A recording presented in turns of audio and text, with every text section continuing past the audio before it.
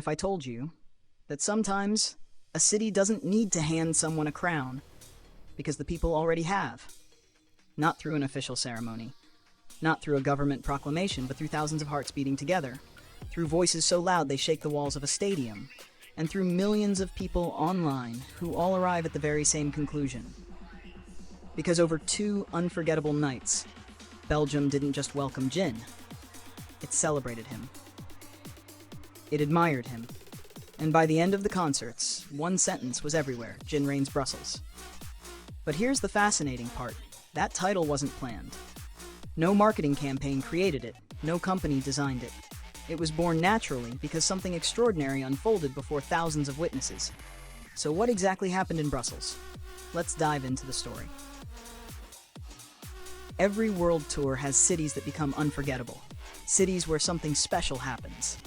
A magical performance. An emotional speech. A surprise interaction. Or a crowd so passionate that everyone keeps talking about it long after the concert ends. For BTS, Brussels may have just become one of those cities. When the group announced their ARIRANG world tour stop in Belgium, excitement immediately spread across Europe. Fans traveled from neighboring countries. Some planned their trips months in advance. Others waited anxiously for ticket sales, hoping for just one chance to experience the concert. Because this wasn't simply another stop on the schedule. It represented history. For the very first time, a K-pop artist would perform at Stade Roi Baudouin, Belgium's legendary national stadium, a venue known for hosting major football matches, international sporting events, and iconic performances. Standing on that stage alone would already be historic, but history has a funny way of becoming even bigger than anyone expects. As concert day finally arrived, Brussels looked different. Around train stations, restaurants, city streets, and hotels, purple light sticks appeared everywhere. Groups of fans could be seen laughing together despite speaking different languages. Some had traveled only a few hours, others had crossed entire continents, different countries, different cultures, different languages. Yet somehow, they all shared the exact same destination and the exact same excitement. Even before reaching the stadium, you could already tell this wasn't going to be an ordinary concert. Fans proudly carried handmade banners. Some wore clothing inspired by JIN's most memorable outfits. Others dressed as iconic versions of him that longtime ARMY would recognize instantly. Creative accessories, custom jackets, face decorations, hand-painted signs. Everywhere you looked, someone had found a unique way to celebrate Kim Seokjin. It almost felt like an outdoor festival before the concert had even begun. Complete strangers complimented each other's outfits. People exchanged photo cards. They helped take pictures, shared snacks, started conversations. It reminded everyone of something beautiful about BTS concerts. Even before the music begins, friendships are already being created. Then, the gates opened. Thousands of people slowly filled the massive stadium. Seat after seat disappeared. Section after section lit up. Until finally, Stade Roi Baudouin transformed into an ocean of light. Looking across the venue, there seemed to be no end to the glowing army bombs. Tiny lights individually, but together, they became something breathtaking. A galaxy built entirely by fans. Then, the lights suddenly dimmed. The music changed. The anticipation became almost unbearable. And in a matter of seconds, the entire stadium erupted. JIN had appeared. No matter how many concerts fans have attended, that first moment never loses its magic. The cheers are impossible to prepare for. They're louder than videos can capture, louder than microphones can record. They're something you have to feel. And in Brussels, that feeling was unforgettable. From the very first song, JIN demonstrated exactly why audiences continue praising his live performances. His vocals remained remarkably stable. Every high note rang clearly throughout the enormous stadium. Every emotional lyric carried weight. Every smile reached the audience. Performing live inside such a massive venue isn't easy. Sound travels differently. The pressure is enormous. Tiny mistakes become obvious. Yet JIN performed with confidence, allowing emotion, not perfection, to guide every performance. That sincerity is one of the reasons so many fans connect with him. He never performs like he's trying to impress people. He performs like he's sharing a part of himself. As the concert continued, it became increasingly obvious that JIN wasn't interested in simply finishing the set list. He wanted to communicate. Between songs, he constantly interacted with the audience. He laughed at their reactions, responded to unexpected cheers, made playful comments, accepted their energy, and immediately gave it back. Sometimes artists perform for an audience. JIN performs with one. Every conversation felt spontaneous. Every smile felt genuine. Every glance toward the crowd reminded fans that he wasn't seeing thousands of strangers. He was seeing the people who had supported him through every chapter of his journey.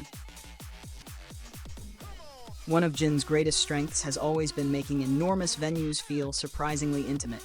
No matter how many tens of thousands of people are watching, he somehow creates the feeling that everyone is included, that every section matters, that every fan is being acknowledged. It's a rare gift. And in Brussels, it was impossible not to notice. People weren't simply watching a superstar perform. They felt like they were sharing an evening with someone who truly appreciated their presence.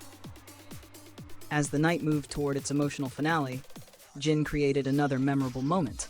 He congratulated Belgium on its World Cup victory. The response from the crowd was immediate. The stadium erupted once again. It wasn't a long speech. It didn't need to be. Sometimes, the smallest gestures create the biggest emotional reactions. Taking a moment to recognize the host country showed respect. It showed preparation. It showed that this wasn't just another city on a tour schedule. For JIN, Brussels mattered, and fans felt that immediately. Then came the words many attendees would remember long after the final song ended. Standing before tens of thousands of fans, JIN thanked everyone sincerely. He spoke about how happy he was to spend this special time together. He expressed his gratitude for their love. And perhaps most touching of all, he said he was thankful to become part of their memories. Think about that. Most performers hope audiences remember their concerts. JIN spoke about becoming part of people's lives, about sharing memories, about creating moments that would remain long after the lights turned off. That's a completely different kind of relationship. And judging by the audience's emotional reaction, those feelings were shared by everyone present. When the concert finally ended, very few people rushed to leave. Many simply stood there, looking around, trying to absorb what they had just experienced. Some hugged friends, others quietly wiped away tears. Many continued waving their light sticks long after the final bow. Because everyone understood something. Some concerts entertain you, others stay with you forever. Outside the stadium, the excitement somehow became even bigger. Fans gathered to continue celebrating together. They exchanged videos, shared favorite moments, compared photos, talked excitedly about JIN's interactions. Every conversation seemed to begin with the same words. Did you see when? It became obvious that everyone had discovered a different favorite memory. Then, social media exploded. Within hours, fans around the world who hadn't even attended the concerts began seeing countless photos, videos, and emotional reactions. The first night's performances inspired one powerful phrase that quickly spread across X: JIN dazzles in Brussels. The words perfectly reflected what people had witnessed. His stage presence, his vocals, his warmth, his ability to command an enormous stadium while still making every moment feel personal. But the second night, something even bigger happened. A new phrase appeared. One that spread so rapidly it became impossible to ignore. JIN reigns Brussels. Not performed, not visited, not appeared. Reigns. One word, yet it captured everything. Because after 2 remarkable nights, it truly felt as though the city had embraced him completely. Fans weren't simply applauding a successful concert. They were celebrating an artist who had left a lasting emotional impression. And the momentum continued growing. JIN's real name, Kim Seokjin, began trending in real time, not only across Europe, not only in Belgium, but in the United States and numerous countries around the globe. Think about the scale of that. Thousands witnessed the concert in person. Millions experienced it online. Countless others woke up wondering, what happened in Brussels? That's the kind of global influence very few artists possess. One unforgettable performance can instantly become an international conversation. Perhaps what's most remarkable is that none of this appeared forced. No one instructed fans which hashtags to use. No one told them what to trend. The excitement grew naturally. People simply wanted to share what they had experienced. And that's often the strongest sign that something genuinely special has happened, because authentic excitement spreads faster than any advertisement ever could. Looking back, it's easy to understand why the words JIN REIGNS BRUSSELS resonated so deeply. They weren't describing power. They weren't describing fame. They were describing connection. For 2 unforgettable nights, JIN earned the admiration of an entire stadium not through grand speeches, but through sincerity, through extraordinary live vocals, through genuine gratitude, through thoughtful interactions, through respect for the local audience, and through the simple ability to make every fan feel seen. That's something no chart can measure, no trophy can fully represent, and no headline can completely explain.